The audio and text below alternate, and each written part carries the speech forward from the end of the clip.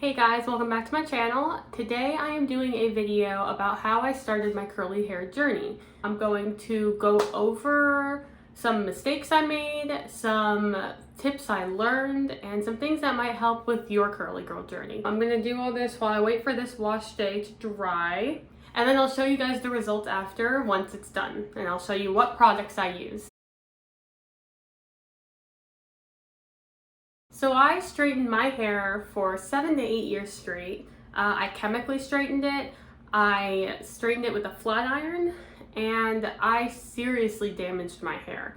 My hair was so damaged at one point that I didn't even know it was curly. It was straight when it was wet, and when it dried, it didn't really curl, it just frizzed up. I ended up having a giant puffball for hair instead of having curls. So I honestly just thought that's how my hair was, and I decided that I would just straighten it for the rest of my life. Sounds like a great idea. I also, in high school, was an emo kid, so I had to keep up with the aesthetic, the straight hair and the bangs, and I was really into that. That's why I straightened my hair for so many years. It wasn't until I met my husband in college in Alaska who convinced me to see what my hair was like naturally if I stopped straightening it. I thought he was insane. I thought he was crazy. So the first thing I did was research, what do I do with my curly hair? And the first thing I found was the curly girl method. Now, I'm not here to hate on the curly girl method, but it did not work for me.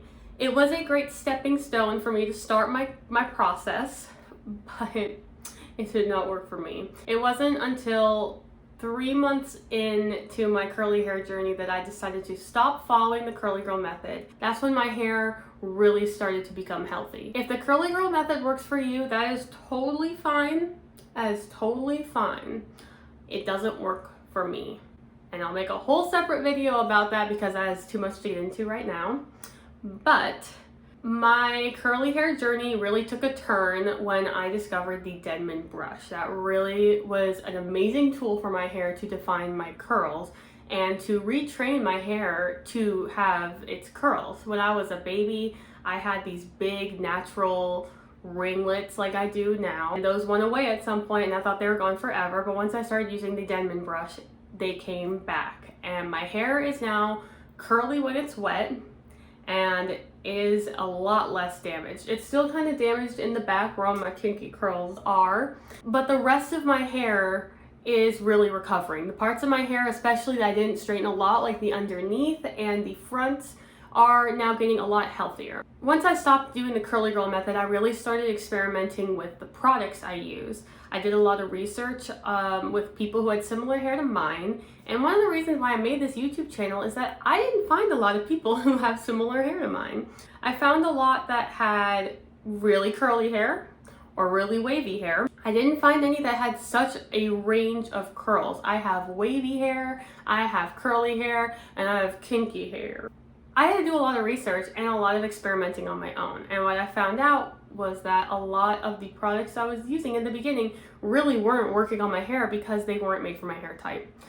I made the mistake in the beginning of assuming, well, because my hair is so thick, I have to use heavy products. I thought if I weighed my hair down, I wouldn't get any frizz.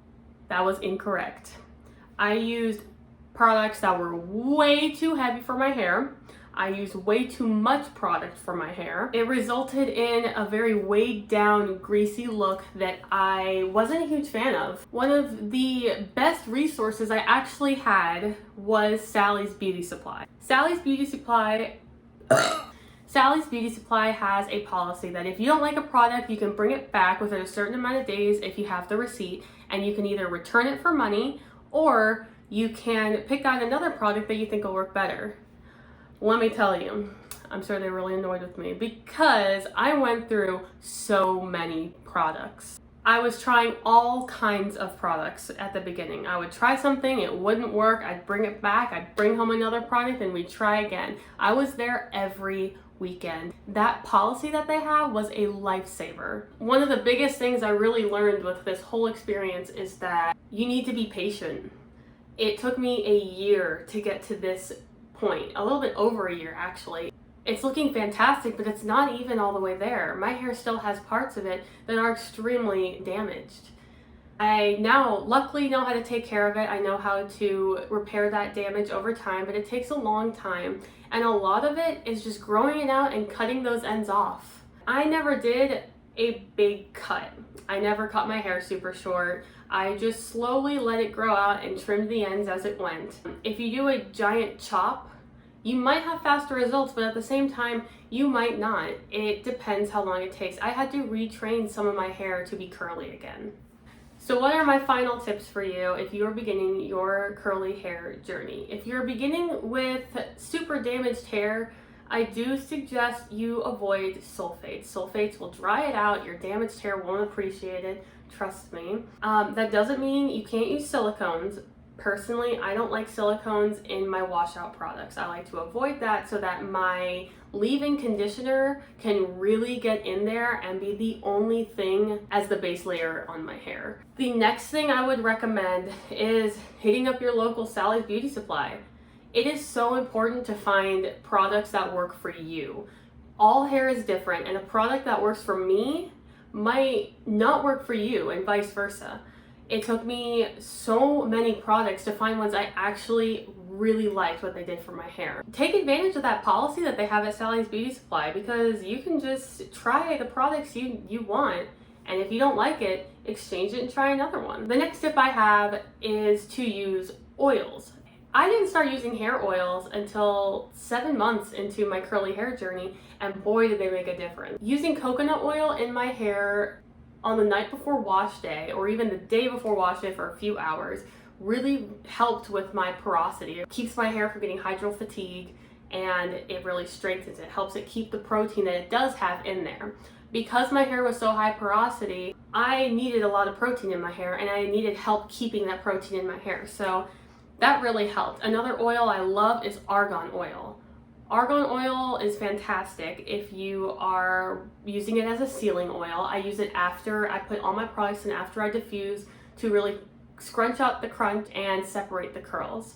It is a fantastic oil. It's lightweight, so even if you have very fine, easily weighed down hair, it's not going to give your hair that oily feeling. Obviously, if you use too much, your hair's going to be oily. It's oil. And the last one is tea tree oil on my scalp. Now I noticed my hair started growing like crazy when I used tea tree oil. Okay, so this is how my wash and go is looking after diffusing. I will go ahead and share the products that I used. I have not scrunched the crunch out, and I haven't put oil in my hair yet because it is almost 10 p.m. and I kind of want to keep that cast in there so that when I wake up in the morning, I have some more hold in my hair. The products that I used for this wash and go are the My Black is Beautiful Tangle Slayer Conditioning Cream for Type 3 curly hair, Miss Jessie's Multicultural Curls, one of my favorites, and the Many Ethnicities Power Curling Styling Jelly. Thank you so much for watching this video. If you have any questions, feel free to comment. And if you're looking for more content like this, subscribe to my channel and follow me on Instagram.